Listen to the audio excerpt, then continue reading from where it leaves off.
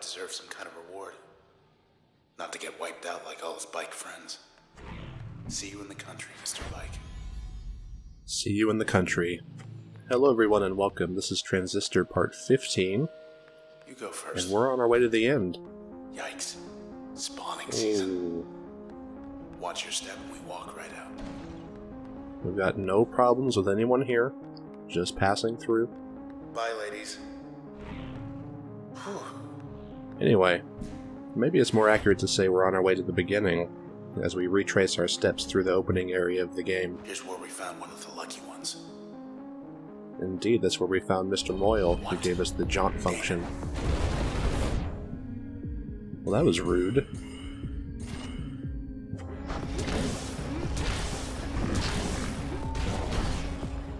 You don't get a lot of space to deal with this guy. And that's a real problem, because as you can see, he gets awfully touchy. You could hear me jamming on the turn function, trying to end this fight as soon as possible. Boom. And there's a corrupted cell I grab. Whoops. They took a chunk out of the floor. Took it where, though? Onto the promenade. Still up. Well. Hey, they like you.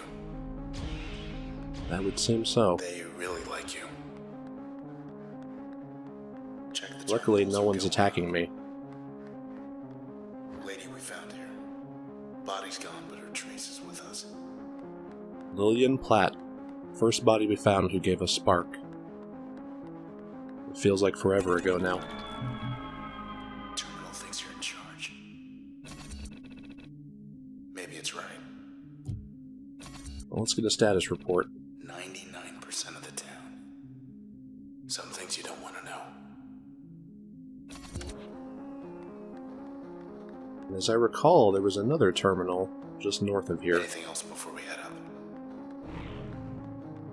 There it is. This isn't a vote. It's a choice.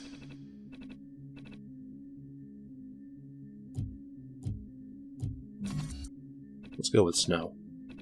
A little snow should match the decor. Oh yeah, Look at this. that looks Got the key nice. to the city.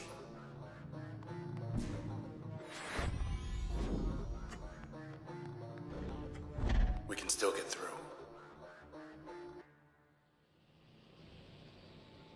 Maybe this whole process invasion isn't the worst thing, Hello, world. if it allows us to take control of Looks the so city. good. Yeah, I'd say Cloudbank has looked better. Last member of the Camerata. He'll be expecting us. Look out. They want a tag team. I can deal with two of you.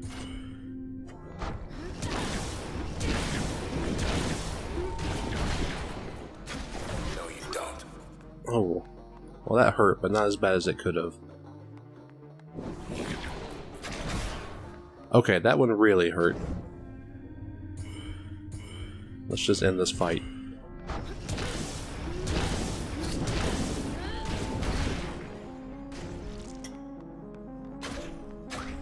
I gotta be careful not to grab the corrupted cell, Wouldn't want to because that would have killed me. Okay, let's go. So here we are, back at the beginning. Hey, look. Begin. This is Royce Brackett of the Camerata, communicating via proxy. I am calling for a truce. See, I'd very much like for the process to, well, stop doing what it's doing. And my conjecture is you'd very much like that too. Assuming I am right, then come along and we'll sort this out. Maybe we can sort this out. We'll see about I've that. been waiting so long to introduce you to Royce Brackett, Could have sworn I left my body right here. my favorite character in the game.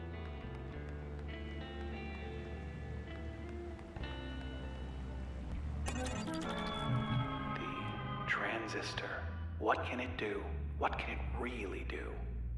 Well, it can build a bridge, for example. That's something. People want a bridge to Fairview, sure. Why not? It's settled. Have a beautiful new bridge. It's good for more than just bridges, of course. Why, it can make just about anything happen. Really. This better work.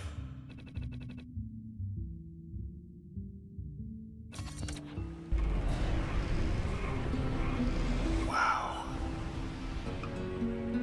You asked for it. You got it. So, we'll be moving on to Fairview, where we'll hear a lot more from Mr. Brackett and learn a lot more about him. Let's go meet Royce. But I'm afraid that's going to have to wait for the next episode. So in the meantime, I'll say, as always, thank you for watching, and... Wait, do you hear that? Oh no, not again. Actually, we're going to learn more about Royce right now. I know I've usually waited until the other characters were dead before profiling them, but things are going to move quickly in the next couple of videos, so this is the best chance. Besides, I couldn't wait to discuss the absolute sociopath that is Royce Brackett. Royce worked as an engineer for Cloudbank. Whenever the people wanted a change in the city, whether it was a palette swap for the sky or a new structure, they would make their voice heard to Grant, who would then direct Royce to make the change. What no one knew, not even Royce when he first started, is that every change written into the code of Cloudbank was made possible by the process. That's how it worked. Grant measured the will of the populace, Royce enacted the change, and the process set to work making it happen. Over time, Royce realized that none of the changes he made to Cloudbank would last very long, as the people of the city were quick to demand new bridges, new parks, new railways in place of the old ones. In response, he developed new avant-garde designs he suspected would last longer. They proved to be unpopular, and he departed from his job to pursue his own design work. It was around that time that he got a glimpse into how things really worked behind the scenes. It wasn't long after that he found the Transistor, his ticket to controlling the fate of Cloudbank. He revealed his discovery to Grant, and, well, here we are. If you're going to delve into Royce's character, there's no avoiding the topic of his voice. This is Royce. Royce speaking, and I am calling for a truce. So, truce. Okay? He sounds like a serial killer version of Jimmy Stewart, and the cadence at which he speaks reveals a man constantly involved in a conversation with himself, even when he's speaking to someone else directly at the same time. While you stand in front of him, or at least his computer proxy, holding the key to his salvation, you still can't help but feel like he has better things to do than chat with you. Some speculate that his speech patterns are a side effect of the so-called process sickness, the same affliction that seemed to affect our Transistor when the spine was around. Something in the air. But his notes on the process, revealed through the limiter functions, seem to show that he's always running the data in his head. And given his apparent preference for the solitude of Fairview, it seems a safe bet that he's just not good at talking to others.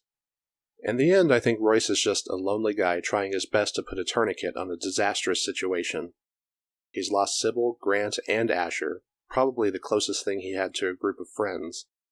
And now he's terribly alone, with the only other living person in Cloudbank coming for revenge. There's a lot left for him to do in the story, and you're going to see all that in these final episodes. But all in all, I actually really like the guy, even if his voice does give me the creeps. Welcome. Well, come on, inside my studio.